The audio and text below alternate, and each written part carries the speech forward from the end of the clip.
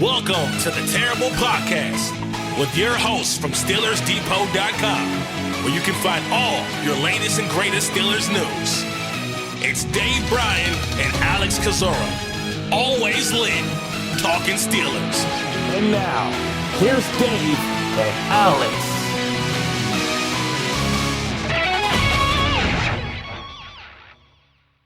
Welcome to the Terrible Podcast, Season 16, Episode 82. He's Dave Bryan. I'm Alex Kozora, SteelersDepot.com. Thanks for being back with us this Wednesday, Steelers Nation. Plenty more to talk about here in mid-January. And then there are six head coaching vacancies still remaining in the NFL, a couple filling up over the last 48 hours. Robert Saleh to Tennessee, Jeff Hafley to Miami, and of course Pittsburgh being one of those six outstanding teams. Their search continues in person this week, interviewing Brian Flores yesterday and more on the way. Mike McCarthy today, Anthony Weaver on Friday. A lot going on here, Dave. Even more front office news to talk about. How you doing? All right. Happy Wednesday. Hope you're well. Hope you're staying warm. I think you got some snow coming that way. Maybe. It might be sensationalized by social media. Local report says it's not going to be the snowmageddon that it's expected on Twitter right now. So I'll let you know if I have to dig myself out come Monday. All right. We also, it's an exciting week with the All-Star games, college All-Star games starting to kick off. We have our own Josh Carney, Joe Clark, and Melanie Friedlander flying out to Dallas today to start the Shrine Bowl week coverage. So if you are a fan of the draft talk and pre-draft discussions and info, then you'll want to be tuned in to Steelers Depot. We should have the height, weights, and all like that coming in the next couple of days. So that's an exciting time. And then not long soon after the Shrine Bowl week gets done, we've got Ross McCorkle heading out to the Senior Bowl in Mobile. So exciting time there. But we've got some things to talk about here related to the Pittsburgh Steelers, and it's hard to ignore what's coming across the timeline this morning about Bills owner Terry Pegula and Brandon Beane are holding their press conference talking about obviously the change, moving on from Sean McDermott. It's quite interesting that they're throwing, I think you just did a gif of Pegula throwing Sean McDermott under the bus in this press conference. And I think specifically Pegula said that the decision to fire Sean McDermott came down to just that one game this past week, the loss obviously to the Denver Broncos. So what are your thoughts on that? I think it's obvious. I'm just happy to be a bystander and watch it all. Clearly, Beane won that power struggle, and Pegula is making that abundantly clear in this pretty wild presser.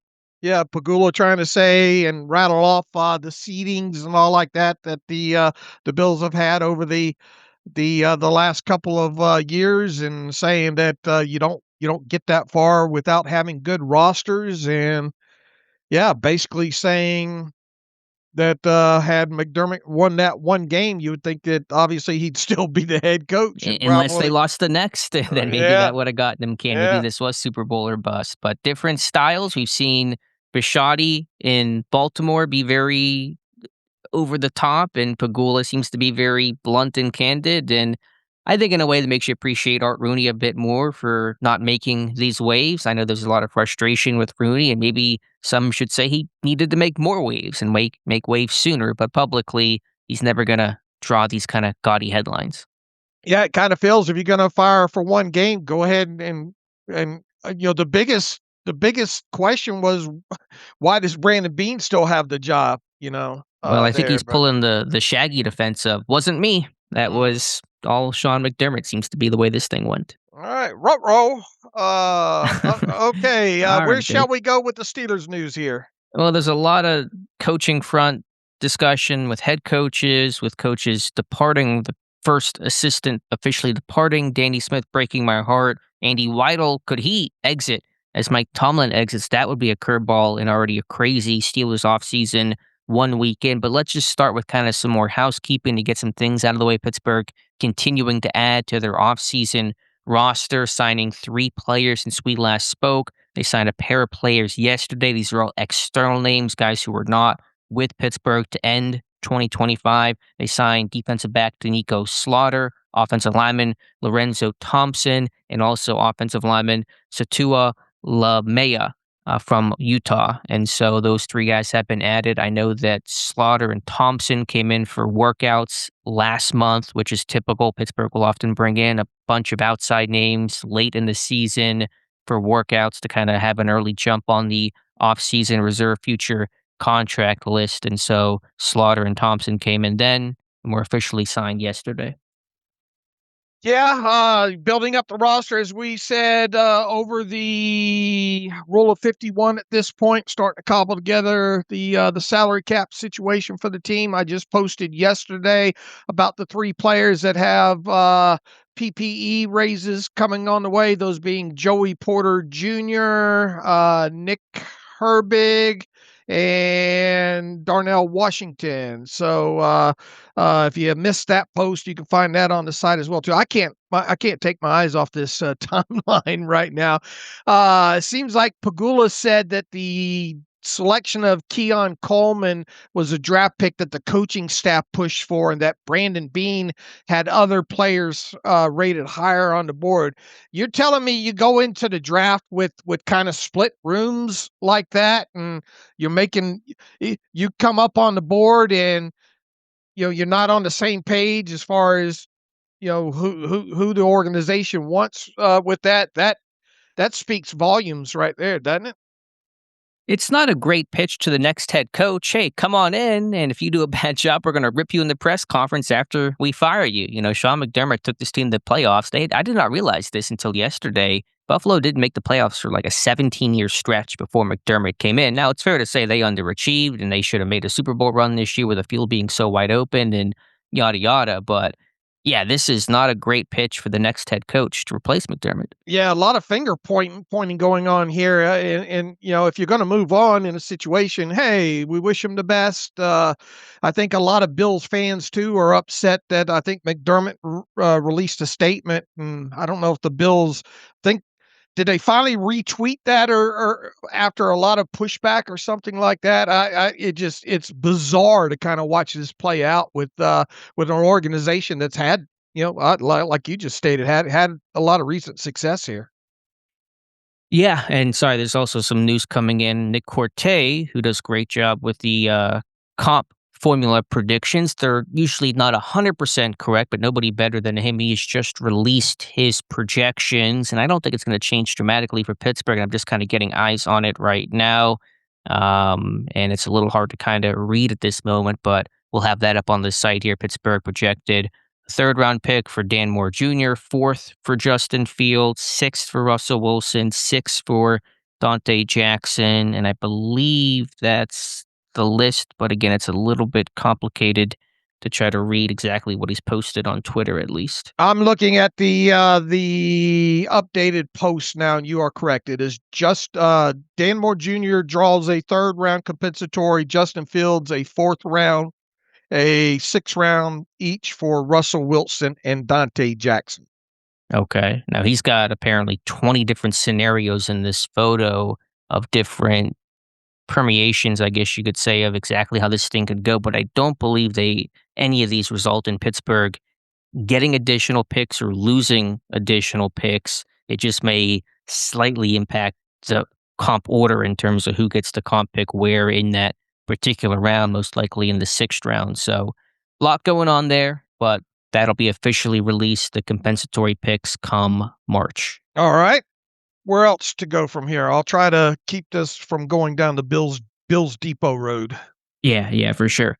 Let's see, where to from here, Dave? So got the reserve future contracts. What is the 90-man roster at right now? Do we have a tab on that? Is it 85, I want to say? Oh, I don't have that tabulated in front of me right now. Okay.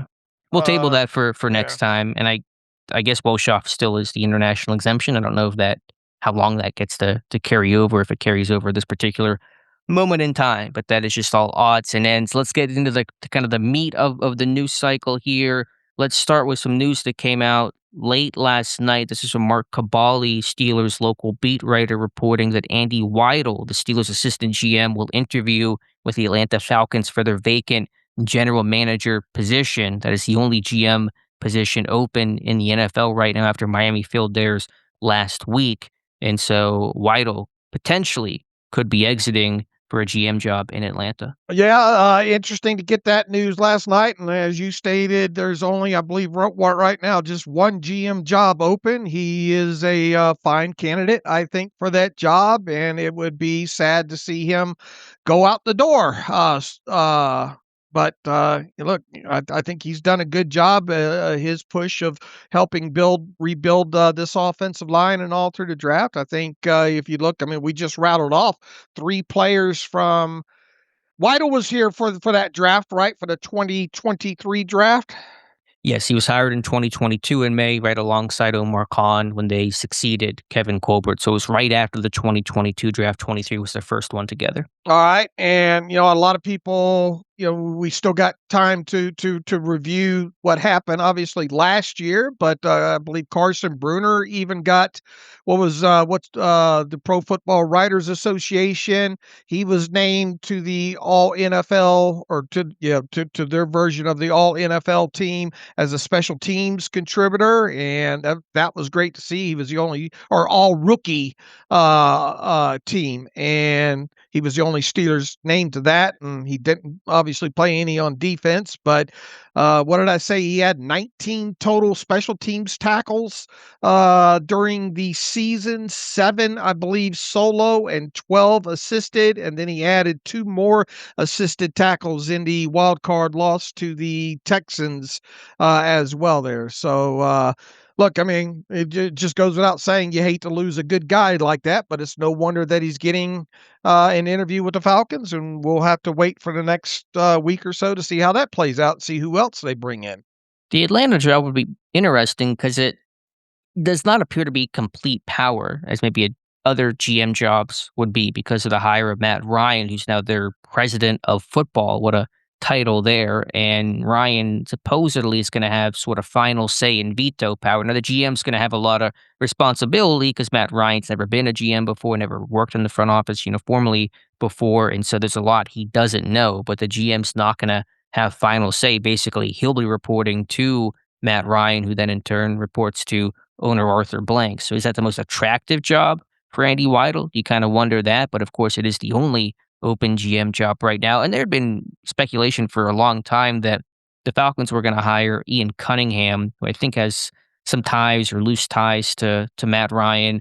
And it seems like they're kind of out on the previous GM candidates after Stefanski came in. Their search seems to be starting over because Widel is interviewing, and there's a report that came out that I think a Texans executive is also going to interview for the GM job. So it sounds like the Falcons are just kind of wiping the slate clean after the Stefanski pickup and are just going to start anew in their GM search. All right. We'll see how that ultimately plays out here in the next couple of weeks.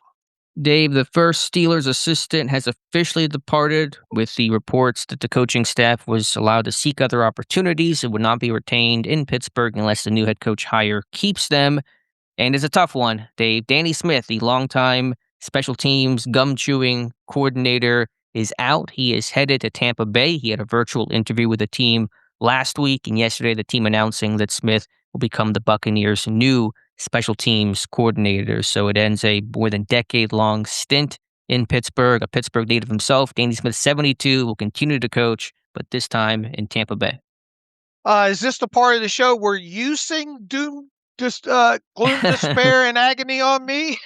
Only through my tears. It sounds better when you do it. So, I mean, I obviously have a lot of reference for Danny Smith and the job that he did, but you can understand why Pittsburgh would want to move on. And again, this is just a broad base. Any coach can interview somewhere else, so not specifically letting Smith go to a man. But there are areas that this unit can and frankly needs to get better, specifically in the kick return game. So whoever the new hire is will evaluate it. No idea. It's going to be a little while before that obviously comes to pass, but there is certainly some improvement this unit can have. Yeah, what's with the new kickoff return rule and all like that, that hasn't gone overly well for the Steelers the last couple of seasons here since that's been implemented in. And I think the last kickoff return for a touchdown was Juju versus Cleveland. What year was that? 2017, Juju's rookie season, the season finale. And when was the last punt return for a touchdown? Calvin Austin had one last year. Okay, and then before that, was it the Deontay Johnson one against the Cardinals? Was that the one? It was. Okay. Not many there. And look, you can't judge them just by returns for touchdowns, but and then look, I mean, the kick coverage at times, especially in key points of the game. You go back just recently against the who was it, the Ravens there, when they allowed the kickoff return for a nice yardage that ended up starting that drive off good for the Ravens, which ultimately, thankfully or non-thankfully, ended in a Tyler Loop missed field goal. The first thing that popped into my head, and at some point too, I don't know, maybe on the Friday show we'll do this. I wanted to go back. We had rattled off all the names of the free agents since right after the season ended on one of the podcasts there. This was before the Mike Tomlin decision, I believe, to step down. We went through each one of them, kind of gave our thoughts, overview there. We need to do that again, I think, now that Mike Tomlin's not going to be the head coach, and now that Danny Smith's out of there. The first name that popped up into my mind and look, we kind of knew that Danny Smith was going to be out the door here, but what's going to happen to Miles Killebrew now? You got a guy coming off of a serious knee injury and all, up there in age, was still productive up until that knee injury. He's going to be an unrestricted free agent this year. We don't even know who we don't know who, we don't know obviously who the special teams coach is going to be. And with Killebrew being kind of really a special teams demon only, and not a guy that you really want to see on the field as a safety or as a linebacker per se, in case of break glass, in case of emergency type situation there. I wouldn't be shocked if Miles Killebrew followed Danny Smith to Tampa. Yeah, that's possible. I mean, the first thing for Killebrew is just getting healthy, coming off the torn ACL. You're a mid-30-year-old special team safety and coming off a big knee injury. Now, he'll probably be healthy by the midsummer or so, but probably teams will wait and evaluate his status and readiness. But he may get a look there. That would certainly make a lot of sense. And Danny Smith, and he was beloved for a reason, because he had the culture and the buy-in. I think with a special teams coordinator, that job begins with getting guys to buy in. You're taking rookies who are starters on their college teams who haven't played special teams in a long time, or maybe a former high draft pick that comes into your camp and just trying to stick, and you got to get those guys in that mentality of doing some of that kind of grunt, quote unquote, dirty work and taking pride in that. And Smith obviously did. His guys obviously did. There were great results, whether that was Killebrew or Skoranek or Carson Bruner, this year. So there was a lot of great things that Danny Smith did, and it was kind of in a lot of ways a one-man band, just kind of Danny Smith out there, not a no official assistant to him. And so it's kind of a guy of a different era, still making an impact on today's game. And you've seen him enough over the years at training camp as well, too. He gets on those guys, doesn't he? Oh yeah, he's a short man, but he's the loudest voice at training camp. He knew exactly when the special teams drills were going on, because Danny Smith would hear you. And it was a lot of positive encouragement too, but obviously if you were screwing it up, he would let you know about it. All right. So Danny Smith to Tampa Bay. It's the first official departure, but certainly not the last. This will be a largely new-looking coaching staff. Arthur Smith still looking for jobs, has not been able to find work. He interviewed for the OC job with the Chargers. That has been filled by Mike McDaniel, and so Arthur Smith's search continues. All right. We'll see if he lands potentially with the Titans, I think is where kind of loosely being linked to now. There's some thought he could become the OC there after missing out on the head coaching job. Robert Saleh beating out Matt Nagy for the position. Obviously, that would return Smith to his role where he held it for 2 years, 2019 and 2020, to great success. So we'll see on that. But obviously, Saleh just got hired, Tuesday, and is going to start putting his staff together and kind of go from there. One other just mention, too, and again, news cycle moving fast. Apparently, the Falcons are going to interview Ian Cunningham for the GM job. I thought that basically already occurred, or it wasn't going to occur. It's been talked about again, literally since the season ended, since Terry Fontenot was fired. And so to be determined on the Falcons GM search. We don't know exactly where this thing's going to go, but obviously Widel interviewing. We'll see if he ends up getting the hire. All right. What else is going on in kind of a housekeeping section here?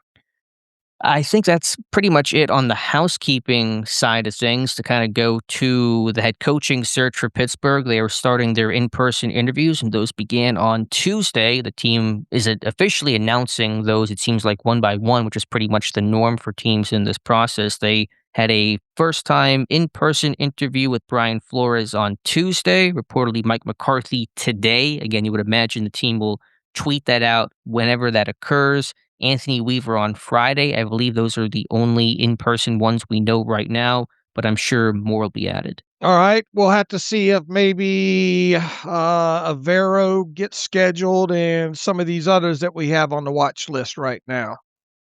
Yeah, obviously those guys could come in. The only two that can't are the two still in the postseason with the Rams uh, assistant coaches and Chris Shula and Nate Scheelhaus. Those guys could not come in as soon as Monday. And I double checked it too because this is just unfamiliar territory and ground for us. Hypothetically, if the Rams beat Seattle in the NFC title game, go to the Super Bowl again, Shula and Scheelhaus can come in for in-person visits beginning next week. They can't officially sign their contract, though, until after the Super Bowl, which makes sense. You can't sign a contract for another team when you're still working for your current team. So they can interview. You can have the old wink, wink, let's verbally agree to it and then do the deal right after the Super Bowl ends. But any deal for those Rams guys could not happen until the Super Bowl is over if, of course, the Rams advance to the big game. All right.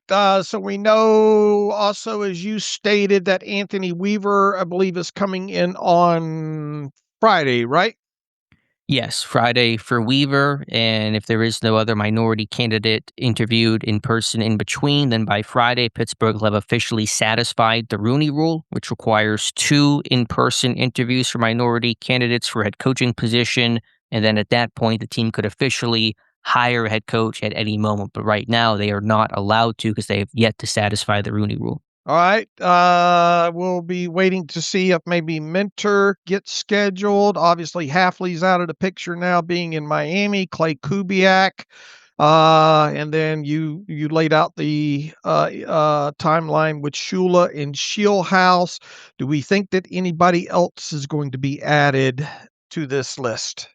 In terms of new people or second interviews? New people. Well, for whatever it's worth, Josina Anderson just tweeted a short time ago on Wednesday morning that Pittsburgh is continuing to internally review other names for potential candidates to be added to the pool. She doesn't say who or what or anything beyond that, but just says they're going to keep looking at candidates before whittling down the list. It's not a guarantee more names will get added. And at this point, I'm not sure what there is to kind of wait. Pittsburgh's been through this process. The names are the names. Unless there was going to be an examination of Sean McDermott to bring him in, considering he was just fired to begin this week. I don't know why you would be waiting on any other names and not already have those guys interviewed and going through that process. At least the buzz be out there with the names that so-and-so is, potentially coming in. So I don't know if this is going to grow or not, but if it does, it's not going to grow by many names. Right. You figure they're closer to the end of their initial review in the candidate pool than they are to the start of it, but we will see. And then in terms of the hires around the NFL, the one good news is 3 of the 4 hires really had no impact on Pittsburgh in terms of Harbaugh going to the Giants, Stefanski to the Falcons, and then Saleh to the Titans. Pittsburgh had no reported interest in any of those names. The only one they had interested and had a look at was Halfley in Miami, just a virtual interview with him a couple days before he got hired. And so their pool is still pretty much intact. All right. And Halfley getting the job, just who knows how he'll do. It may go terribly, but he got a lot of high marks in the NFL, had a lot of interest around the league. And so I know everyone hated my suggestion for Jeff Halfley, but we'll see who ends up being correct. He certainly seemed to be in demand. Yeah, he was probably the most in-demand guy that wasn't Stefanski or Harbaugh of this cycle. All right, Dave, where to from here? Let's kind of just fold in the coaching discussion with some of the comments that Big Ben Roethlisberger made on his podcast, sort of weighing in the post-Tomlin era. His preference for the next head coach is going to be Mike McCarthy. He cited McCarthy's understanding of the Pittsburgh area, being, of course, a Pittsburgh native. His offensive mind, Ben has really been pining for an offensive-minded head coach is what he would prefer. And so he's been mentioned, and a lot of reports about McCarthy being a strong candidate. I have a little bit of fun with that because I know Anthony Weaver, Diana Rossini said Weaver's a strong candidate. Report from Mark Maskey, Brian Flores is a strong or serious candidate. I've yet to see a reporter tweet that someone's a weak candidate for the job. So agents are certainly being agents and doing their job this time of year where everyone's a serious candidate. So take those things with probably a couple grains of salt, but McCarthy at least nationally getting some buzz in Pittsburgh. And I think Breer said that Shula is a strong Yes, candidate. they're all right? strong candidates. All right. Ben Roethlisberger on Mike McCarthy. Here's the thing with McCarthy that's getting the most pushback. It's he's basically got the same track record as Mike Tomlin, and plus he's older in his 60s, and he would. I look back at the ages of like Harbaugh and Andy Reid and a couple of these other head coaches. He'd be right up there, obviously, as one of the older head coaches in the NFL. He did not obviously coach this past season. People are trying to point to, well, look, he had Dak Prescott over there in Dallas, and well, what did he really get done over there? The biggest thing in my mind too would be what would be the vision as far as the longevity. This is obviously a Steelers organization with their last three head coaches that coached for very, very long time. Now, I do think that in today's NFL, in today's instant feedback social media world, I do wonder if we've now the time and the era of having, let's even say, a 12-year head coach is gone now at this point. Steelers included potentially within that, especially if they go with an older head coach. You do have to wonder how much longer Mike McCarthy will coach, period. I mean, even if he made it to the 10-year mark, you're talking about a guy that'd be in his 70s at that point there. So to me, that if you went down the road of the Mike McCarthy being your next head coach, what is your time frame for him? How quickly? You obviously would want something to happen. Look, whoever you hire, you want to be in contention for a Super Bowl right away. We just rattled off a handful of these teams that are in the running this year and what the quick turnarounds that they did. I do wonder about older coaches being willing to align themselves with up and coming younger minds as far as opposite side of football and those kind of things. That's where the biggest pushback seems to be coming, is the age of Mike McCarthy, and then the what have you done in the NFL since you last won the Super Bowl against the Steelers as the Packers head coach. And a guy with one playoff win during Pittsburgh's postseason drought. Now, he's been out of coaching for 2 of those seasons, but still, one playoff win is not maybe meshing well with what Pittsburgh is looking for. When you hire McCarthy, you're not doing this for the long game. As you said, you're trying to win now would be the assumption. And can McCarthy provide those wins immediately is going to be the question. But we know the demerits of Mike McCarthy. We know how unpopular it would be viewed as. Let's look at it from a different perspective, just to wear that hat for a moment, just to give the other side. What is the attractiveness? What is the benefit of Mike McCarthy? Why would he be a sensible hire? There is the ties to Pittsburgh, which only means so much, but a guy that understands the city and the culture, I think certainly has some value to that. I expressed that with Jeff Hafley during his days at the University of Pittsburgh. He's a guy that is, been there, done that, has the experience, and there's something to be said about a guy that doesn't have to learn on the job. He's going to mesh with the idea of Art Rooney. We're not rebuilding, we're reloading. We want to compete now. And McCarthy, at least in reputation, is that of somebody who can develop a quarterback. Now, I'd like to put that under some scrutiny. I kind of wonder exactly how good is that track record, but those are kind of the reasons why McCarthy might draw interest. And because you do have a more, and depending on who comes back, obviously, you do have a more, at least on the defensive side of football, more veteran team. So you would have a guy that could handle a more veteran team because of his NFL experience, but you're only talking about squeezing probably one more year's worth of juice, maybe 2 at most, out of the more veteran side of the existing roster right now. And then you go back to, I guess, this is worth hitting. I think Jets insider Connor Hughes, and we wrote about this on the site. Despite past rumors of a rift between the two, Jets insider Connor Hughes shared a conversation he had with Aaron Rodgers at the end of the 2024 season. He quote, I remember talking to Aaron Rodgers in the locker room toward the end of his tenure with the Jets, mentioned wherever Mike McCarthy ends up as a potential landing spot. Now, look, we don't even know if Aaron Rodgers wants to play in 2026 yet. But if he does play in 2026, how many more years is Aaron Rodgers going to play? Logically, you would think possibly one more. I would hate to think that this team is aligning a head coach up for potentially drawing back Aaron Rodgers for just one more season. Yeah, I mean, obviously, another point that's been mentioned is if you hired McCarthy, could you maybe entice Rodgers to come back? And that may be true, and the rift between Rodgers and McCarthy may not be what it was reported to be. I don't think it is. It's probably a good enough relationship, but you can't hire Mike McCarthy to bring back Rodgers for one season. If that's a benefit and that just kind of becomes a byproduct of it, fine. But those have to be independent decisions. You can't make it so short-sighted. We're hiring a head coach, and so this soon to be 43-year-old quarterback can come back and give it one more college try. What do you view as the expiration date age-wise on NFL coaches today? Well, How old was Pete Carroll? he was in his 70s, 73 or All right. 74. He, one and done there, so maybe not the best example of an older coach, but I get your point. I think back to, as you said, Andy Reid is 67. I think back to when the Texans had that crazy hire of David Culley, who I think was 66 or 68 or so.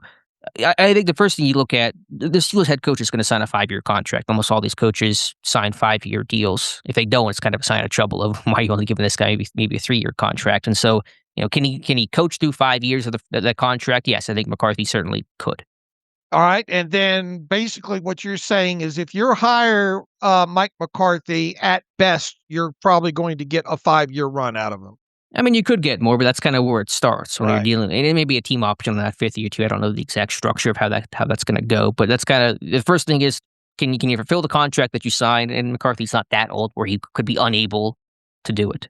And then within that, let's say 5-year term, can he get this team, to competing for a Super Bowl? And 5 years is a long time in the NFL. As you mentioned, teams have turned around their franchises in 2 to 3 years. You got to find the quarterback, obviously easier said than done. 2026 is not looking like fertile ground to do that, but you can turn around a team pretty quickly. It's not the old days of let's give it 5 years and have a complete rebuild. This rebuilds happen in pretty short order. And then the 2026 year, we would both agree, at least where the roster sits right now, regardless of the coaching staff hired, it's hard to imagine this team competing for a Super Bowl in 2026, right? Sure, that's fair. So that's 1 out of your 5 years. Now, what is your gut feeling when it comes to McCarthy? In terms of, do I think he'll be the pick? Do I want him to be the pick? What is the question? Both. And is this just wanting to keep? Are they doing Mike McCarthy a favor to keep his name circulated?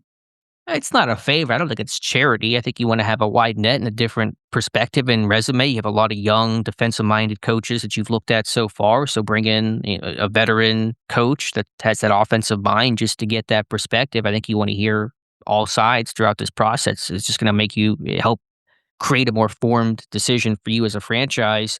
What is my gut on, do I want him? No, I certainly don't have any particular yearning to go out there and hire Mike McCarthy. I'd have to research him a little bit more, but obviously he's a pretty well-known commodity, more so than, say, Clay Kubiak. I think I said Clint Kubiak last episode. I'm going to get those mixed up so much if he ends up being the hire. But is he the guy? It's so hard to know. There's so many, again, agents are really doing their work right now to gas up these coach candidates, and everyone's got an angle to play here. Do I think he's actually going to be the guy?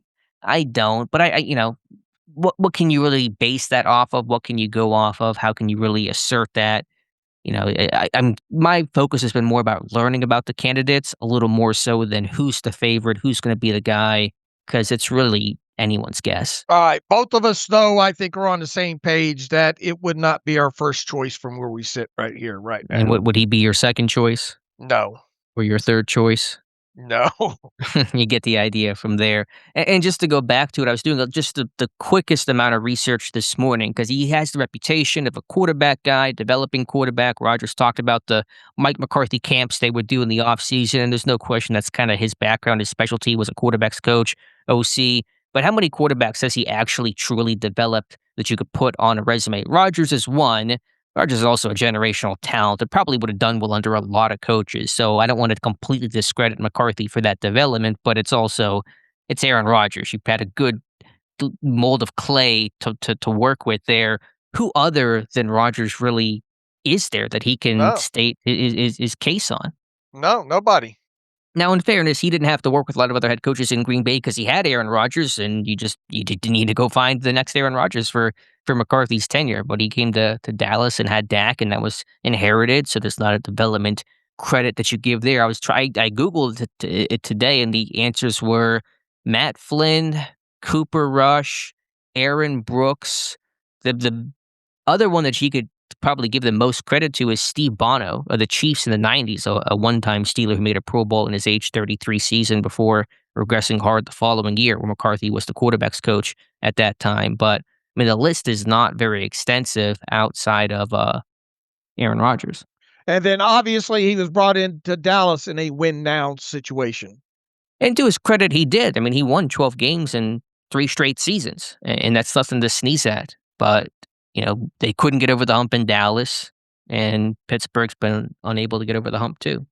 It just feels like if they did go the route of Mike McCarthy, that we're looking at them being in the same situation 5 or fewer years from now. Yeah, and this is maybe too judgmental, but I still can't get out of my head. And I mean, I shared that story last episode when McCarthy admitted he lied in the interview process with Dallas about all the tape that he watched on the Cowboys, and then the press conference introducing himself as the Cowboys head coach admitted that he had lied completely about that. And so, is this guy really putting in the work? And if you get through the interview process, is he telling you what you want to hear, or can you really take it to the bank? I have a little bit of trepidation with that. All right, how's Mike McCarthy's health too? Is that another thing to consider? Being that he has had some, hadn't he? Has he? Has he had some health issues? He may have. I'm just not aware of anything off the top of my head. He had an appendix surgery, it looks like, in 2023. That's not uncommon. Thought there was something else related to him, a heart or something like that. I'll have to Google that. Yeah, I'm not seeing anything there. So I don't think that would be a chief concern. All right. All right. What else beyond McCarthy for Ben? He endorsed Will Howard. He's kind of taking your approach. You must listen to the podcast, Dave, and he said give Will Howard the chance to go show what he can do in 2026. All right, let's kind of reset that because I dropped that during the live stream on Monday as part of kind of conversation and all like that. My thoughts on the Steelers immediate quarterback situation. And in that live stream, I stated that aside from, let's say, the quarterback, and I went back through and looked at the quarterback set to be free agents this offseason. Malik Willis is obviously going to be at the top of, at least from where we sit right now, barring any moves of teams cutting quarterbacks. He's probably going to be the prize or most sought after unrestricted free agent quarterback. And that is even with him just having a limited sample size of work and good in the most recent with the time with Green Bay, but not a lot of actual starts and playing time overall there. So, and then the other name that I floated in, people I think will float out there, is Mac Jones, who is still under contract with the 49ers for the 2026 season. So he would obviously be a guy that you have to trade for. Those two guys withstanding outside options, and then even, you throw Aaron Rodgers into that, I guess, conversation should anything materialize there. It's just not a lot of good options there. And then when you look toward the 2026 draft at this point, you have Mendoza and then really a large gap when it comes to the quarterback class. Ty Simpson's obviously a guy a lot of people are going to talk about throughout this pre-draft process.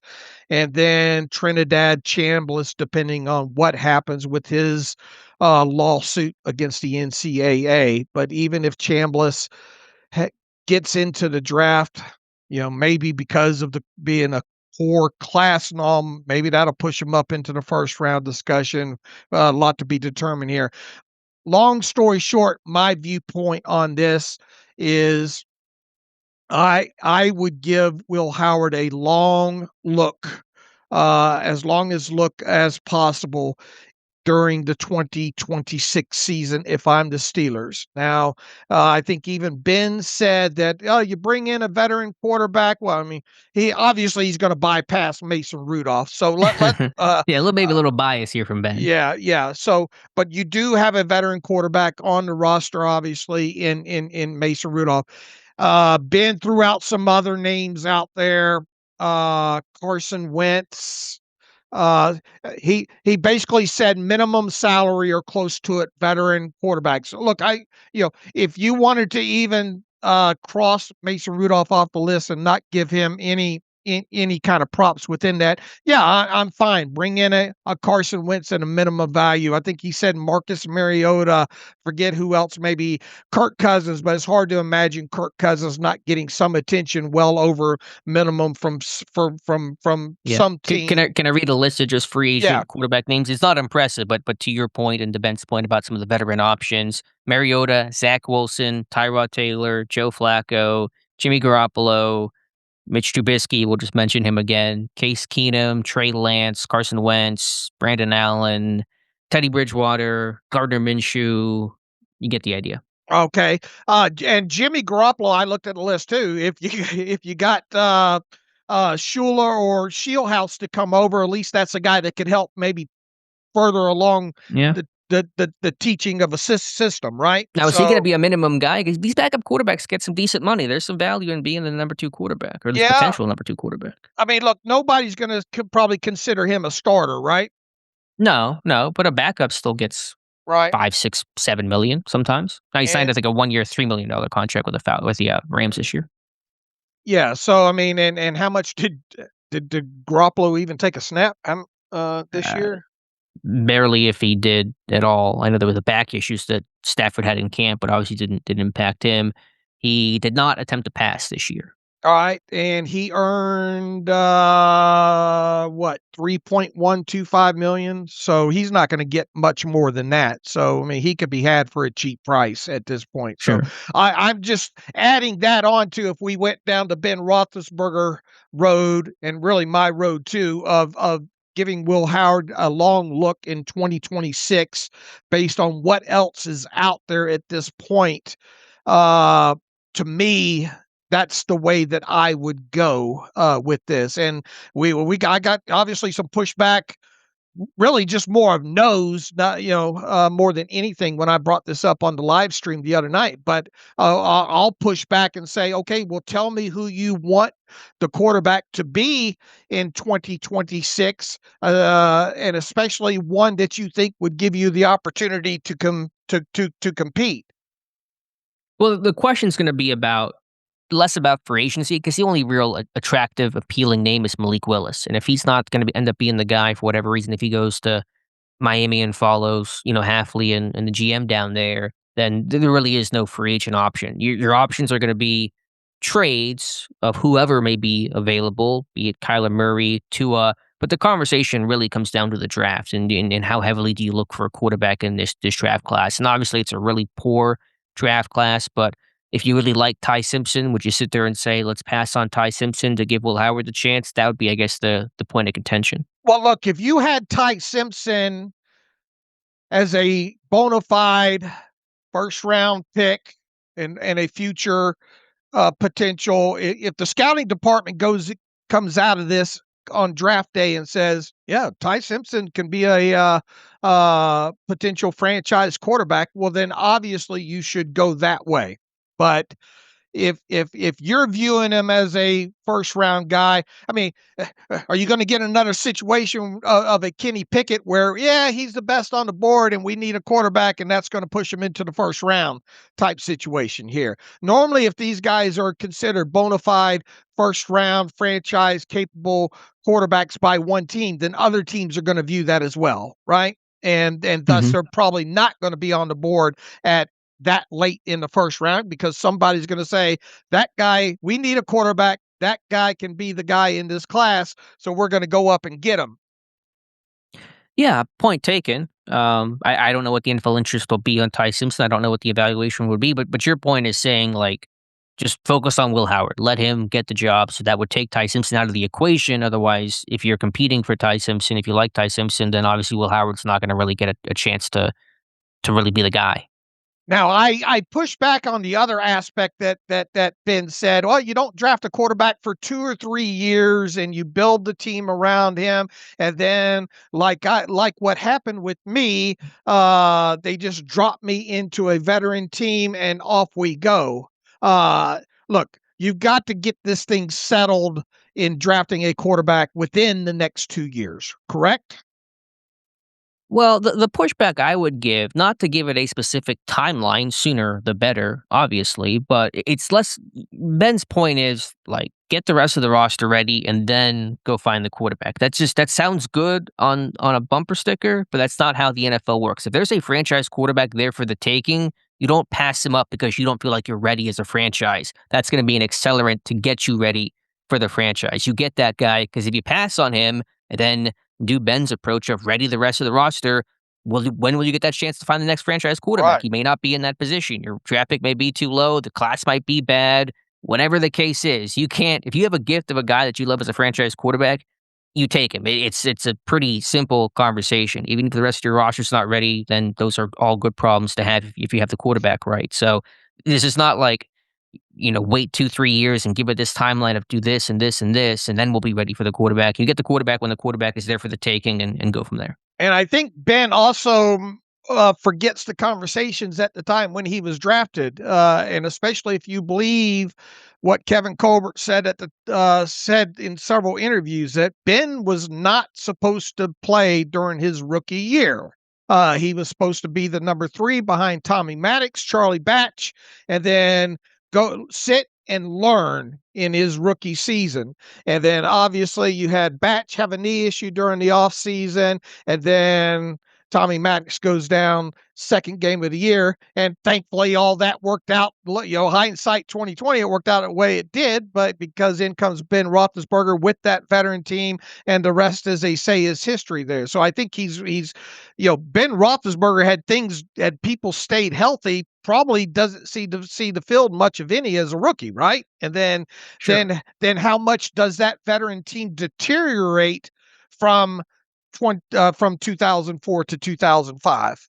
Yeah, we'll never know how that would have played out differently. But your point that you made on the live stream that you're reiterating today is just don't really explore other quarterback options. Stay internal. Have Rudolph, have Howard. You want to add a low level free agent quarterback, fine, but give Will Howard a fair shake. Is that your point? If now look, am I saying that you just shun Malik Willis? No. But I think, as I've stated several times, you've got to be real careful investing into Malik Willis based on the sample size. All right, because you don't want to go out and get Malik Willis and be tied to him for the next 2 to 3 years. Yeah, be your starter. Okay, but the exercise, like to play out this exercise at the point that you made Monday, if Malik Willis says, I want to come to Pittsburgh, I'm going to sign a reasonable 2-year deal, first year guaranteed, second year not guaranteed, are you going to sign him? I would look at it then, and especially if I'm not going to, I can't find my franchise quarterback this year, then that gives me a year of Malik Willis, and then I can go into the 2027 draft with an eye on hopefully a better quarterback class. Okay, but that runs counter to what you said Monday when you said, like, just let Will Howard have the shot and potentially be the guy and sink or swim and figure that out. If you're signing Malik Willis, and obviously Howard's not going to get that chance. Well, I mean, in my view, Will Howard, if Malik Willis struggles in his first season and you don't have a lot of guaranteed money, or you have the ability to move on from him after one season, if he's not getting it done out of the chute, then you can automatically get Will Howard in there that way into season. But all of this is because look, are they? What's the likelihood of they trade for a Mac Jones? And even Mac Jones is in a Malik Willis situation of there's, you know, in the limited amount of tape that he's played in San Francisco, he's looked good. But what happened before that? What are the odds of Malik Willis and or Mac Jones becoming the new Sam Darnold or who's the other one? And Baker. Yeah. There's lots of examples. Yeah, I don't know. I mean, there's been examples as we're talking about, but my point is less about that and more about what is your vision. What, like, if you were becoming head coach, if Dave Bryan was being interviewed and we said, what is your vision for quarterback? You said Monday, kind of put the blinders on, not in a bad way, but just like focus on Will Howard, focus on the guy that you have. There's something to work with there. I mean, at its core, yeah, I would. Because look, once again, Malik Willis is such a small sample size. No, I get that, but like, are you? If you want to say like, I'm just out on Malik Willis, I just want to focus on Will Howard. I think that's fine. I'm not saying that's wrong. But I'm just saying, is that your position? Yeah, I mean, it is at its core. I'm with Ben on that, except some of the other things that Ben said. You know, don't draft. Look. Find out what you have in Will Howard. If it goes south, it goes south. If it goes great, well, look, you got your franchise quarterback in the 6th round, you know, with him. How do I think it's going to go? I haven't even seen that guy take a snap in a Steelers uniform, but no one has. No one has. But I do think Ben makes some good points. This is a guy that won a national championship. The way he bounced back in the final season of those games. What the Michigan and who else? The Oregon game, he had that slide that was costly. Right. Things of that nature. And then obviously he got to study 1 year under Aaron Rodgers. I'm not saying that unequivocally he's going to come out and be the savior of this franchise, but at least let's find out what he has. If it goes great, fine. And if it doesn't, well, then hopefully you're picking within the top 10 of the 2027 draft where you can maneuver in, hopefully that's when you take your shot at a more bona fide potential future of the franchise. Yeah, I mean, I get that. And listen, I like Will Howard a ton too. I sung his praises a ton. I think there's certainly some potential there. He is much better than your average 6th round, day 3 pick. And as you said, learning under Aaron Rodgers is only helpful. It sucks so much he couldn't get a single snap inside his stadium, just have some sort of eval, even though it would have been probably just preseason work or, that Week 18 game at Pittsburgh clinches the division. I mean, you think about how much that kind of comes back to bite you in a sense now. But I think the focus has to still be on evaluating Ty Simpson, evaluating the draft class, seeing it, even if it's not Ty Simpson, is there a 3rd round guy that you would consider? I'm not typically big on that idea for the mid-round quarterback, but from the team standpoint, you got to evaluate those options. So, and under your scenario, the way it'll at least be perceived objectively, if you have a quarterback room of Mason Rudolph and Will Howard, and let's just say Jimmy Garoppolo, you hire whoever, Scheelhaus, is like the worst quarterback room on paper entering 2026. And I wonder how that's going to comport with Art Rooney, who says, like, we're competing, we're winning, we're not doing this whole rebuild song and dance. All right, well, tell me then who gives you the ability to compete for a Super Bowl in 2026 at quarterback for the Steelers? Well, I mean, I think for Rooney's standpoint, he wants to at least compete to be in the hunt and be in the postseason race. That's kind of how he's touted Mike Tomlin. We're always competitive. We're always in this thing. A wild card berth. I'm not saying that's the standard or right, but that's kind of the benchmark, I think, of competing that Rooney, that's his definition of it. And you could certainly say that Malik Willis gives you a better chance. If you love Ty Simpson, I'm not saying I do, but if you love him, then you would sit there and say, well, Ty Simpson gives you a better chance. All right. I mean, and once again, if they view Ty Simpson as a bona fide 1st round prospect, then they should go down that road. Mm-hmm. Right. And how they feel about that, obviously, we don't know. We don't even know who the head coach of the OC is right now. So those are all, we don't even know if the assistant GM is going to be in Pittsburgh, who does a lot of the draft stuff, and in Widel. So there's a lot of variables at play. But I think to kind of summarize, I think the point about like seeing what you have in Will Howard is fine, especially just given this year where there are just so few options at quarterbacks. And most other off seasons, you're probably not just rolling with Howard and kind of seeing what there is to see. You're going to go with a different route. This offseason is just one of the worst to need a quarterback, not just in the draft, but also in free agency. What quarterback, once again, what quarterback could you perceive being in Pittsburgh in 2026 that would legitimately give this team a chance to not just win a playoff game, but make a run at this thing? Probably none, and Will Howard is certainly included in that. All right, I agree. And do you want Aaron Rodgers back in this thing for one more year? I said I've been open to that. I think the coaching staff is going to have to be still important for the continuity's sake of it all. So I don't know exactly where I'm at until I kind of see what the coaching staff looks like and the system and scheme fit and all those kinds of things. Is there any connection? Would Rodgers be starting all over again? If he's starting basically all over again with a new system and new verbiage, then I'm probably out. If there's kind of something you can build upon, then I'm going to be more interested in that. So it's kind of where I sit right now. Could you see a situation where this team gets Malik Willis in a reasonable type deal where they could rip the cord and eject from him during his first season and go to Will Howard? Yeah, I mean, I think you can pull the ripcord whenever you want. Look at Justin Fields. So it didn't stop them from pulling the ripcord. So his contract's going to be sizable for a quarterback, but it's not going to be outlandish. Again, the NFL's going to understand this guy's pretty raw. Has not played a ton of football. He's not going to get $50 million. So I don't know what that contract's going to be, but. I mean, if I'm Pittsburgh, I'm in on Malik Willis. I'm going to be pursuing him. There's certainly no guarantee you're going to sign him, but I'm in and going to show interest in Malik Willis come free agency. And that's basically what I was trying to say during the live stream the other night was, explore Malik Willis. I've said all along they should explore it, but I just want to be careful in doing that. And also, if you're talking about the lone quarterback at this point in time that's going to have the most buzz about him, I don't think he's going to come that cheap, especially when it comes to guaranteed money past the first year. What is your projection contractually for what kind of deal Willis will get from any team? Oh, I don't know. I mean, look, you had a guy like Justin Fields. They took a flyer on him. The Jets did it, $20 million yearly average value with $30 million guaranteed. I don't know. It just feels like a kind of a starting point.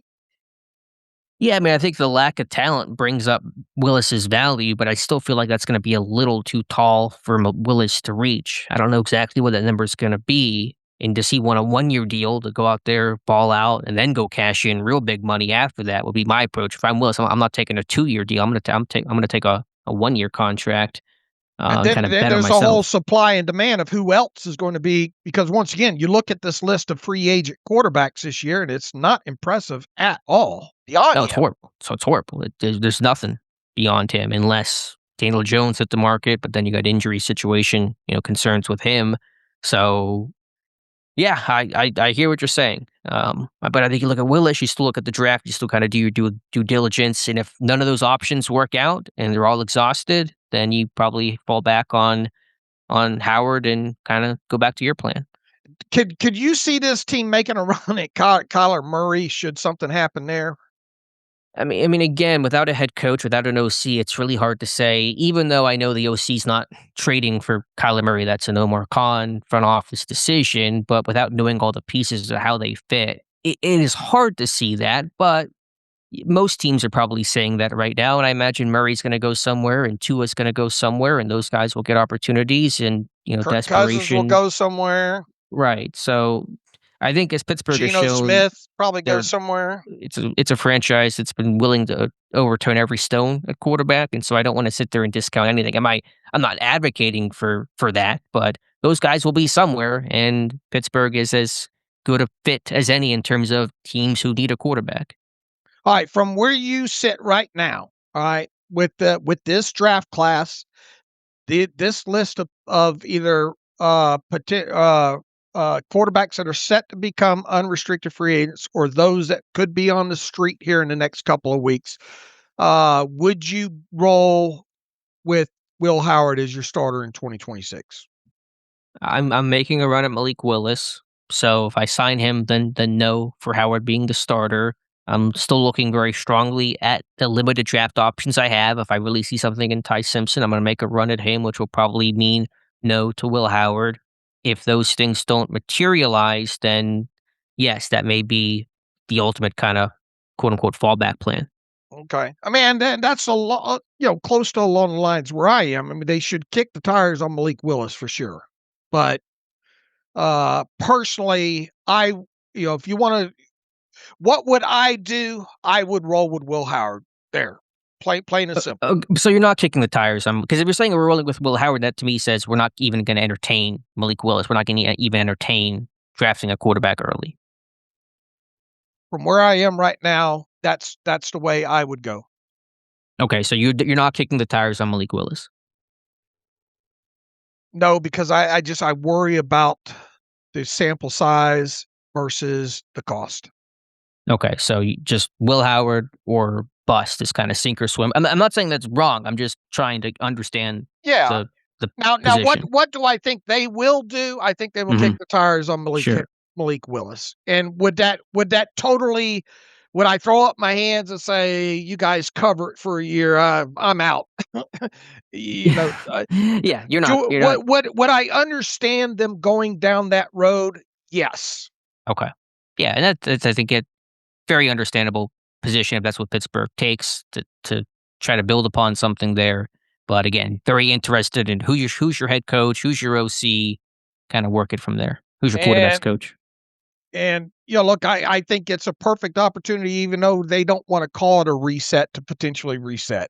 Yeah, I guess, and I'm still thinking and working through it myself, but I think I'll adopt the Will Howard plan as kind of a fallback option. So I'm not discounting it, but it's not what I'm running to immediately. And I like Will Howard a lot. I want to see what this guy can do. At the very least, if you sign Malik Willis, then Howard's competing for the number 2 spot. That should be wide open with Mason this year. And you're one snap away, and you never know what happens over the course of a season.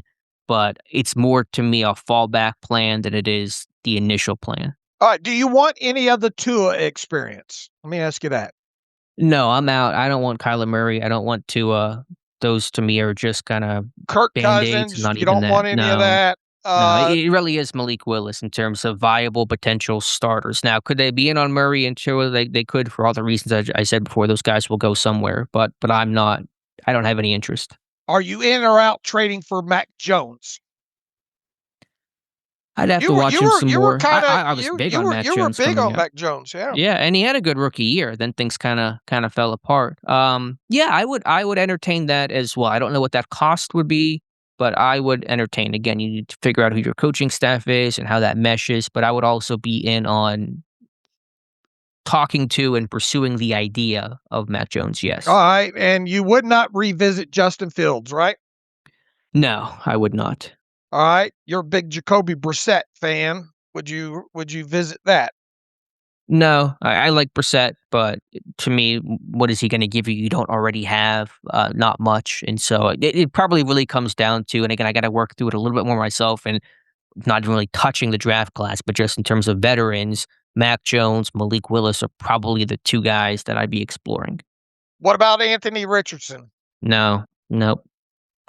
I agree. What about Davis Mills, Marcus Mariota, Zach Wilson? None of those. You're out on all those, as am I, right? I mean, they're backups, and so if you sign somebody, it's not like it's, they may be viewed as starters in Pittsburgh, but I'm not.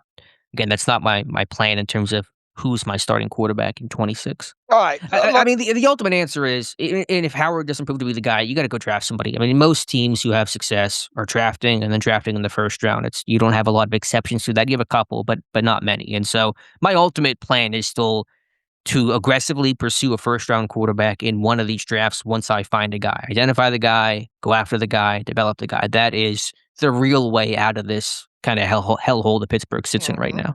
Agreed. And that probably won't come in 26. Maybe Ty Simpson, maybe not. And then certainly in 27, you hope the class is good enough to make the big push then. No guarantee. Every quarterback class 2 years away looks golden, and then there's a lot more chips in it once you actually get to that point. But that is the ultimate plan, is you got to make that aggressive, which could be a trade up, a big trade up for that first round quarterback. That is the ultimate way Pittsburgh finds their future. All right, I agree. What else from Ben? I think that was kind of the bulk of it. His offseason plan was essentially that: hire an offensive-minded coach, get Will Howard the chance, and that's kind of an underpants gnomes approach of just like find offensive coach, Howard profit was kind of. I don't know if you get that reference or not, but I'll put it out there. That was his plan. All right, Cam Heyward. What came out of the Cam Heyward podcast this morning? Yeah, this was Heyward's first public comments since Mike Tomlin stepped down, since Pittsburgh's season ended. So really kind of twofold. Heyward said he was shocked by the news. He did not expect the news, despite that really close relationship of 15 years, Tomlin and Heyward. He was not given any advance notice of the news, and so he was blown away by it as anybody. He offered one comment that I thought was notable that Tomlin said. I'm not sure if this was in the team interview or some maybe private conversation between Tomlin and Heyward after, but Tomlin had said at some point during that day that he was glad he did not break Chuck Noll's record. They're tied for the franchise lead in regular season victories, 193 apiece. And so that was kind of notable and kind of noble from Tomlin to say that he did not want to break Noll's record. And honestly, did that influence his decision at all? I'm not sure that it did, but that was a notable comment. Why do you think he said that, though? Because as a man, I want to break somebody's record. I think Tomlin had all the respect for Noll and the greatest coach in franchise history. Maybe there was some part of him that said, Noll should not take a backseat to anyone. So maybe that was the mindset, but I'm not quite sure what the rationale was. Tomlin did not explain, or if he did, Heyward did not relay that message. Did it? I just watched just a little bit. Sound like Cam almost got a little emotional there. It's hard not to be talking about it. I don't know how much he's talked about it. I'm sure he's talked about it some with his family, maybe friends, but to say it publicly. I think also what was notable about Tomlin talking about Noll's record was less about even the take of why did he feel that way, but it's very rare for Tomlin to talk about his legacy and the big picture. In fact, Tomlin was asked about that by Tony Dungy right before the Ravens game in their conversation about you could potentially tie Noll's record. What does that mean to you? And Tomlin downplayed it and said, not much. I'm focused on this game and the players. Their careers are short. That's where the priority should rest. It's just very rare that we've heard Tomlin ever talk about that big picture viewpoint of his legacy, his resume. It's always been about the here and now, which is very commendable. And so it was interesting to kind of hear one of the first times Tomlin has ever talked about, how he'll be remembered and where he ranks and all that kind of stuff.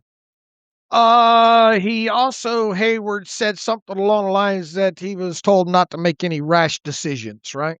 Yeah, that's about his future in 2026. Of course, a big question is, will Heyward be back? He's under contract, but he certainly could retire. And Heyward just said he's going to let it breathe, let the process play out, and not make any emotional decisions, which really harkens to what Aaron Rodgers said right after after the season ended, that post-game press conference where he said, I'm going to take time, not going to make any emotional decisions. And so Heyward's going to follow suit in that. So I know Heyward has had this stance in the past, but I'm going to take some time and evaluate. And of course, he's always decided to come back and play.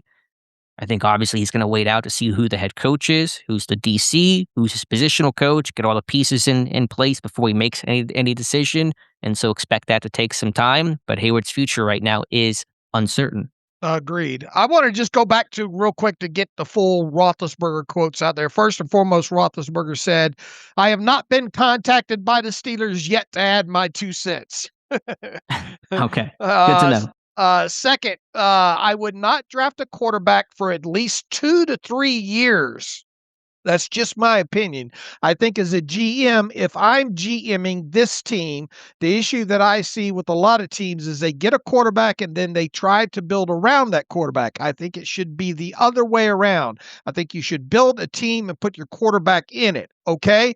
It happened to me. They had a great football team. They plugged me in. We had a veteran group. It just works. It works better than trying to grab a quarterback and be, okay, we're going to build around this quarterback, because then it's going to take you 4 or 5 years to build around that quarterback. He's probably going to look like poo up into it, up to it. And then you're like, is he really our guy? Is he not our guy?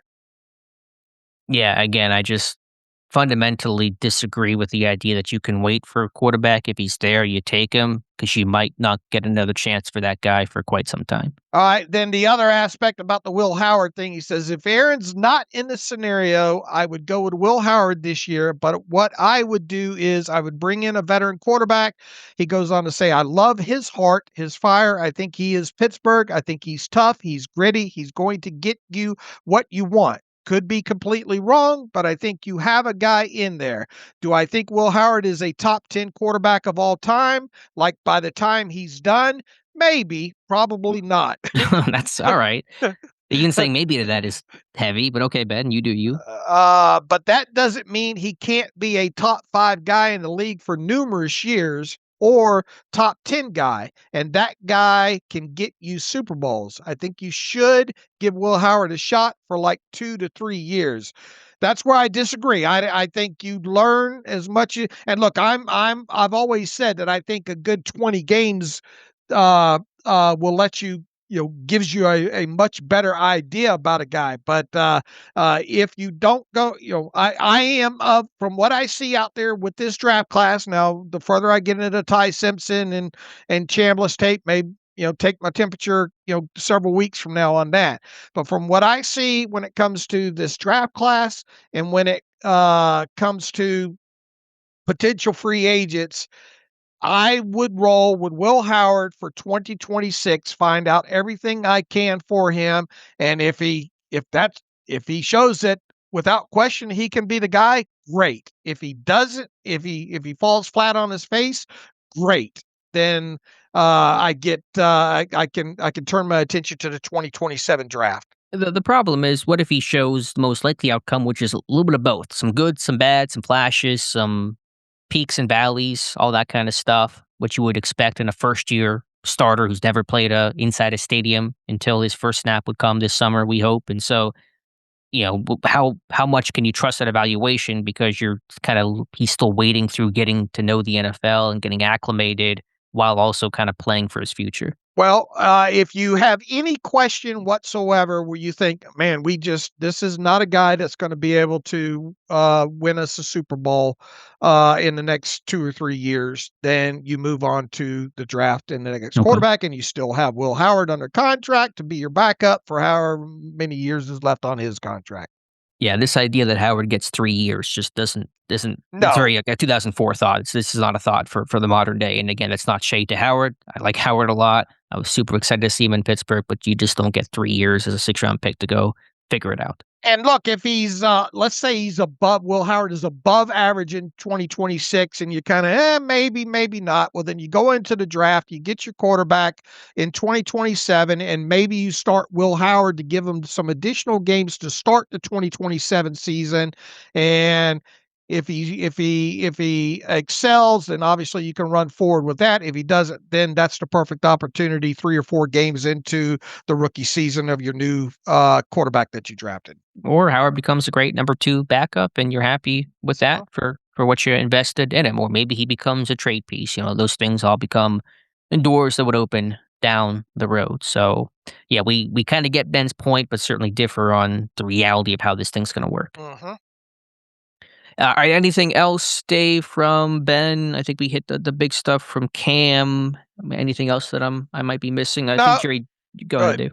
I was going to say, for those of you listening that haven't driven off the side of the road so far with me and my plan for Will Howard, let us know in as briefly as you can, if that's a good plan. Tell us if you're high on Malik Willis and that the team should go that way, or whatever other quarterback, or maybe you're an Aaron Rodgers fan thinking, come back, let's run Aaron Rodgers back one more time to see what he can do. And if that goes south, then you're right there at the top of the around the, you can make your move for a potential franchise quarterback in 2027. But look, we already just learned from this past year, and it happens year in almost every year. It seems like, oh, the draft class next year is going to be so great, right? And then you get to draft seasons underway, and you're like, oh man, And how many times have we seen that? Really? I mean, how many times have we seen that the last couple of years, Alex? Yeah, we saw it, I think, for the 25 class and seeing it now for the 26 class. So the objects are shiny far away, and then you get up to them and you see all the rough edges. And so 27, odds are it's going to be better than 26. It's hard to be worse than 26, and it may be a really good class, but you just never know. Right. So anyway, that's my thoughts on it. I think we hit. He's open to Roethlisberger open to consulting for Steelers coaching search. All right. All right. I think we got all that. By the way, kind of really pulling a key on Coleman, throwing Mason under the bus about go get a veteran. I think Mason is a veteran, so a little bit of shade there, but kind of come to expect that.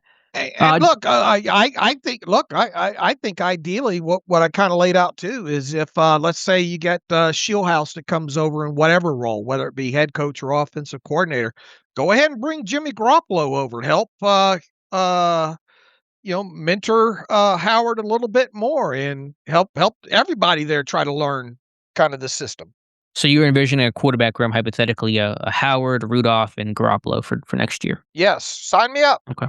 Sign me up for that. Yeah, and if you get Shieldhouse, you get a really good, bright offensive mind to also accelerate and develop Will Howard, and that would be the goal. That'd be the reason why you're not just for Howard, but you're hiring somebody like Shieldhouse to develop a quarterback and help you find that future. Maybe that's Howard, maybe that's a quarterback in the draft this year or next, but that's certainly a big reason why you'd be going after him, or even a Mike McCarthy, even if it was McCarthy or Clay Kubiak. You're hiring those guys for their quarterback mind and what they can hopefully offer that guy whenever that guy comes around. And look, let's say Will Howard, for whatever reason, is way above water and has to miss a couple of games. At least you got two guys in Mason Rudolph or Garoppolo to choose from that have played games and won games in the NFL. Yeah. Now, again, just optically, if that was the quarterback room on paper, it would probably be the worst quarterback room in the NFL and the worst quarterback room Pittsburgh has had in quite some time. Sure. And you would think that if they even won 7 games, it would probably be a minor miracle. Yeah. And listen, people are going to get so many angry emails about Will Howard. Oh, you guys hate Will Howard. We don't hate Will Howard. It just, even if you like Will Howard and believe he can be something, a first-year quarterback like that effectively after not playing a snap his rookie year, including the preseason, it's going to have big bumps in the road. I think one of the bigger regrets coming out of the 2025 season was the fact that you didn't even get to see Will Howard take a preseason snap, Yeah, it sucks. Now, the positive is you have a really good offensive line that's going to protect whoever that quarterback is. You have a lot of trust in those guys to keep the pocket clean. I know that Rodgers aided that by the quick releases this year, but you have a good foundation. To go to Ben's point about building around the quarterback, well, you have a good offensive line here for the long haul, and that is certainly a positive no matter who is starting next year, young, old, proven, unproven, franchise to be or not. That's a good building block. Look, I thought Will Howard was a 3rd-round pick. I think I mocked him to the Steelers as a 3rd or 4th-round pick. I know you had him as a potential mid-round guy as well too. And look at the guys that were drafted behind him. Ahead of him. How's that gone? At the very least, and not saying that he's going to exceed what Gabriel and Shedeur. Do you think a 2026 season with Will Howard as a starter would go better or worse than a Dylan Gabriel and Shedeur Sanders? In terms of what they'll do in 26 or what they did in 25? What they did in 2025. It'd go probably better. It may be a little comparable to Shedeur with some highs and some lows. Be better than Gabriel, who was just a check down Charlie Mess. I think Howard's rookie year would be a little more efficient, but similar to Shedeur's. No, what I'm saying is, what would his 2026 season, Howard's season, compared to the rookie season of Gabriel and Sanders? That's what I'm saying. He'd be better than what Shedeur. I'm confused. I thought you were hypothetically saying what would have Howard's rookie season had looked like. Oh no, I'm sorry. Maybe I might have misstated that. Howard's 2026, I think, would be comparable, maybe slightly better than Shedeur's 2025. Okay. I just lost my train of thought here. I was going to bring up some point, but yeah, obviously, there are no great answers to solve the quarterback issue in Pittsburgh No. right now. There have not been for the last 2 offseason cycles. There weren't any great ones last year. There aren't any great ones now. And so when you're in that position, you got to play the hand that you're dealt, and it's kind of 7-2 offsuit right now is what you're being handed with, and trying to make it a winning table. All right, I like the card reference there. Yeah, I played a little Texas Hold'em back in my day. But that old Poker Stars online, which I think is still a thing. I don't know if that's even a thing anymore. But that was kind of my jam. All right, Dave, let's talk Naji Harris. He was on the Marshawn Lynch and Michael Robinson podcast, had kind of a notable comment about Mike Tomlin. Obviously, Harris departed after his rookie contract was up and signed a deal with the Chargers about almost a year ago to the day, and said that he had a conversation with Tomlin late last year, pending free agent, and they discussed kind of the future and how Harris fit into that. And Tomlin said, I'll always kind of treat you like you were my son, and I tell you not to come back. And so Tomlin basically encouraged Naji Harris to seek opportunities elsewhere. All right, now I listened to that, and I transcribed it as well too, and listened to it back a couple times. What do you think all that means? What do you mean? What does it mean? Why do you think he told him not to come back here? Because they weren't going to bring him back. If Harris wanted to come back, they were gonna move on. They wanted to find, I think, some more juice in the run game, and maybe just different type of back. And they just decided that was kind of all they were going to get out of Naji, and they just wanted something more. So it was a little bit of like, don't come back because we're not bringing you back. Okay, well then why not say we're not bringing you back? It's a little softer to say. Okay. You go. How about you just go find opportunities elsewhere, as opposed to don't let the door hit you on the way out. All right. Okay. That's kind of my view of it all. But very honest to Mike Tomlin to sit there and say, like, go find work somewhere else. And obviously, Harris took a pretty small contract and then got hurt, and we'll see where his future is. He's going to be a free agent right after this year. That was a 1-year deal, wasn't it? Yeah, it was a 1-year deal. So obviously, it was an Achilles he popped, so not great there. We'll see what the market is. I imagine it's going to be pretty light for Naji Harris, considering it was pretty light after 4, I would say, consistent years in Pittsburgh. And Achilles, such a tough injury. Yeah. Too. Yeah, and he's got a lot of wear and tear from his time in Bama and in Pittsburgh. All right, real quick, and we'll get into this more, I think, on Friday. Like we said, when we write it down that we should go back through the free agent list post Tomlin decision here. But what are your initial thoughts on Gainwell? I mean, I still want to bring him back, but again, we can revisit it Friday. But until there's a head coach in place and a staff in place, it's all kind of to be determined. Maybe this guy comes back, maybe not. Who's the coach? What's the scheme? What's the fit? All that kind of stuff. I mean, I'd like Gainwell back, but it depends on who the OC is. Do they like to use receivers or running backs in the pass game? If not, then Gainwell's going to be a lot less attractive. So, there's going to be a market for Gainwell. Obviously, if all the pieces stayed in place, if Tomlin came back, if Arthur Smith came back, I think there's a pretty high chance Gainwell was going to come back too. Right. Now that those pieces are removed, Tomlin gone, Smith probably gone, then you just don't know. You can't say anything about any of these guys. I guess that's where I was going. Is it less probable that Gainwell comes back now that Arthur Smith and Mike Tomlin are not going to be there? Definitely. I don't know what those odds are. It may be more of a coin flip right now, but yeah, the odds certainly went down. Okay, I agree. The last thing I wanted to note here, and this is one of those go read the article because I'm going to do a really bad job explaining it. And this is just a little bit of the rabbit holes we go down. It's not to sit there and say this is the reason why this thing could happen, but I wrote an article today, and I think I misstated it Wednesday. That's pretty rough on the Wednesday show where I said there was a connection between Jesse Minter and Dartmouth. It's Chris Shula in Dartmouth College, and it just goes through Omar Khan's mentor, who was Buddy Tevens, who worked together and hired Khan at Tulane, and then Tevens became the longtime head coach at Dartmouth, and while there, Tevens hired Dave Shula, who is Chris's dad, for a job there as a receivers coach. Now Omar could hire the son, and there's a lot of connections between Tevens and Khan and Dartmouth and Pittsburgh and all that kind of stuff. Daniel Martin Rooney was the quarterback at Dartmouth, all that kind of stuff kind of ties in. So go check that article out because it was kind of a fun research the last couple of days. All right. You've got more in-depth post on Avero this morning on the site, right? Yeah, just to get to know the candidates on Avero, who's the Panthers DC. Not heard about a second interview with him. I believe the virtual happened on Monday, and so maybe that second interview will come late week or early next week. I think Avero had a second interview somewhere, I believe with the Raiders it was, but so far the only known second interview in Pittsburgh right now is Anthony Weaver, who's coming in on Friday. Okay. And we'll see if Jerry that Dulac changes. Jerry Dulac not reporting, but in his chat said that the Shieldhouse had a really impressive virtual interview with the team and gave off some Mike Tomlin vibes. Take that for whatever it's worth. I'm sure he's Okay. a strong candidate like the rest of the strong candidates. And he may be the guy. I mean, obviously he could be. There's a 35 years old, young guy, Tomlin's age, offensive side of the football, smart guy, McVay tree, all that kind of stuff. Obviously he could be the guy, but no one, I don't think, really knows right now. And obviously you can't talk to him or Shula until Monday. All right. What else do we have to prop up on the site here? I think that's about it. If we want to get to some of your emails and close out today's show, we can. Before we do that, though, let's hear from our friends over at MyBookie. No picks, obviously, today, but just with the kind of postseason for the NFL, not winding down, but a couple games left. Just at the national title, Indiana winning that, a really, really fun game there. I want to hear your thoughts on that, Dave. But before that, let's hear your thoughts and our sponsor from MyBookie. Yeah, MyBookie going to run with us through the Super Bowl here for these next several episodes. And look, obviously, football playoffs are here. We're in the conference round of the playoffs now. And MyBookie is where you turn bets into bankroll. Everybody's betting right now. The NFL is in full do or die mode, obviously, with the Super Bowl right around the corner.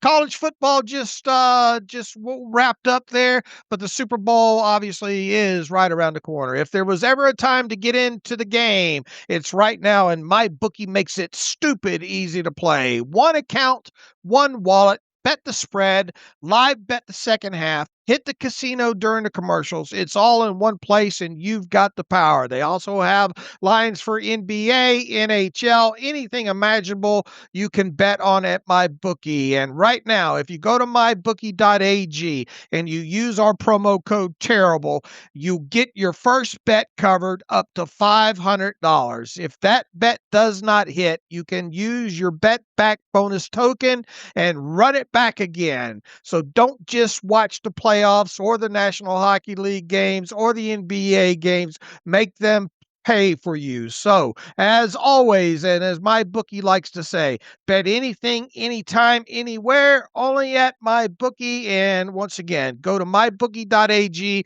And if you're a new customer, use promo code TERRIBLE. That's terrible at sign up, and get your first bet covered up to $500 by using your bet back bonus token. All right, Dave, let's get to some emails and close out today's show. What did you think of the Indiana win over Miami to complete their 16-0 season? I thought the first half obviously was kind of black, but the second half really was entertaining. Man, Fernando just really came on and made a couple of key plays there. That Charlie Beck is going to be a guy to watch next year's class. A couple of great catches by him. I thought Indiana did a good job of just sticking with the run when they had to. I thought Miami played a good game as well too overall, but the differences between Beck and Fernando are just, it goes without saying. And I did have a moment there late in that game thinking, man, Indiana's Cinderella, I guess you call it, kind of season. If I was worried about that 18-year-old kid for Miami breaking another big play and winning the game for Miami late. Yeah, but, Tony. Yeah, Malachi Tony. I was like, oh man, you better put. That's a guy that can flip the field easily and score from anywhere on the field. And there was a thought running through my head is, man, what a disappointment this will be if it just comes down to this last drive and a 2-yard pass turns into a 50-yard touchdown there. But Beck ended up throwing a interception there, and that was that. Wonder why none of those Indiana coordinators have gotten poached by other teams. Are they just super loyal? Because I know they followed Cignetti up through the ranks or what. But great win, great season. Super happy for the Hoosiers. What a fantastic turnaround. Lee Corso watching from home. So that's just a lot of cool things there. Would you still give Cignetti a call if you're Pittsburgh and say, hey, you want a national title? You want to go win a Super Bowl? Even though he said he's a college guy, I do I do call him and see how much money to throw at him, because that guy says no nonsense. He's a Pittsburgh guy through and through. You hear him talk and all. He's just no nonsense. And if you're going to go an older coach route, yeah, I think that guy would fit in well if you could get him. He's an older coach, but he's a great coach, and give me a great coach any day of the week. Yeah, I think you call. I know he said, as you stated, that he's a college guy, but what was he going to say a week before the title game? Yeah, I might go to the NFL. I'm thinking about that. Right. He's not going to say that. Obviously, he's going to sit there and say, I'm a college guy. I'm staying in Indiana. So, and he probably will, but you call him, you take a step at I still go back to that comment whenever he left pretty high-profile job assistant at Alabama under Nick Saban and took the head coach job at IUP, took a big pay cut in the process, and someone said, why are you here? Why did you come back to IUP? And he said, we just won a national title at Alabama, I think 2 years ago. We had won 29 straight games. We had done kind of all that we could do at Bama. I was ready for something new. And of course, he won the national title at Indiana. They won 16 straight games this year. You've done not all that you can do, but you've checked every box that you came to Indiana for, was to have a great season, turn the program around, win a national title, win the Big Ten Conference, all that kind of stuff. So maybe something new. Probably won't happen, but I'll dream that dream a little bit longer. All right. We'll go to the email machine here and get us out of here. Alexander Campbell writes in, hi, David Alex, unpopular take. Kenneth Gainwell passes the eye test and outplayed his contract this year, but his heavy usage is quietly capping the Steelers' offensive ceiling, and I'm worried the team will overpay him. He led the team in catches, 29th in the NFL, and had the best catch rate among all 50% reception or 50 top 50 plus reception players, but of the 67 players with 50 or more catches, he ranked 66 of 67th in success rate of 40%, 63rd in first downs, and 66th in yards per target. That's massive volume with bottom tier efficiency. He's more efficient as a runner, but I still like Jaylen Warren there. I like Gainwell, but I don't think this team can be a top 10 offense with him as a centerpiece. I worry that if they sign him for bigger money moving forward, then he will continue to be a bottleneck in our production. Would you try to re-sign Gainwell, and for how much? Do you think the new coaching staff or new quarterback could help him be more efficient? Yeah, great question there. And look, I've said several times, Gainwell outproduced what I thought he would this season. I get the whole aspect of the ranking, and look, he's a running back that's catching the ball not downfield a lot. So that's going to limit him right there. Was one of the overarching thoughts that this offense wasn't as productive overall because of the heavy usage needing a guy like Gainwell to step up? Yeah, I think so. But it's nice to have those type of options there. If you re-sign Gainwell, do I throw the Brinks truck at him? No. I think he is what he is. I think the Steelers showed how he could potentially be used and even accent a better offense overall. But do I want to see him be a centerpiece of the offense much in the way that he was in Pittsburgh if they were to re-sign him? The answer is no. I think looking at the rankings is a really bad way to judge Gainwell's efficiency because, as you said, he's competing in that list with receivers and maybe a couple tight ends as well. So, of course, his success rate, his yards per target is going to be a lot lower. It's just not fair. It's apples and oranges.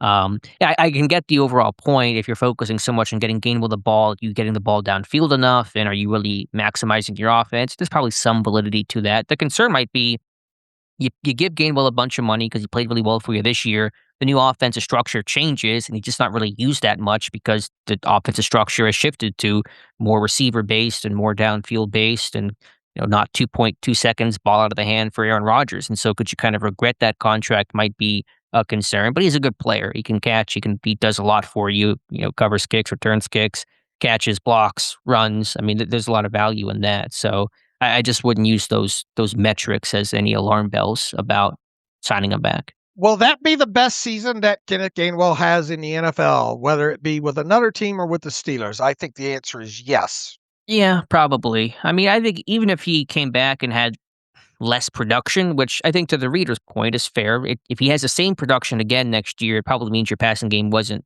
as good as it needs to be. But even if the production is reduced, he can still have a lot of value for your team, make a lot of plays for your team. Right, but you do have to be careful with the money that you throw at him and the value. Yeah, I don't know how much is too much for that. I mean, the contract's not going to be that crazy. It's a running back contract and a not a starter. It's going to be a committee situational ish kind of a guy. So I kind of compared it to, I don't know, what Austin Eckler got a couple of years ago and Gainwell's younger. It'll be similar to what Jalen Warren got too. It's not going to make or break you, but I do think there could be a thought about, next year, you're getting true value on that deal, ROI, if he's used less, because odds are he'll be used less next year.